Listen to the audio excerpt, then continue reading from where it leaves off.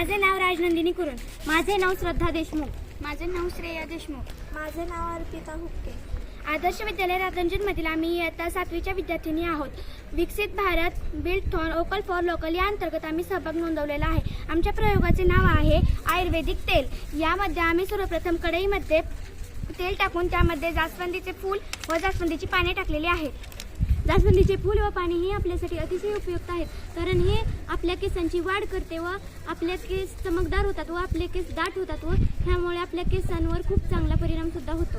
यानंतर मी कोरफडीच्या कडेचे काटे काढून त्याचे बारीक बारीक तुकडे करून मी यामध्ये टाकलेले आहेत. कोरफडीचा वापर केसांसाठी मॉइश्चरायझर आणि कंडिशनर म्हणून होतो.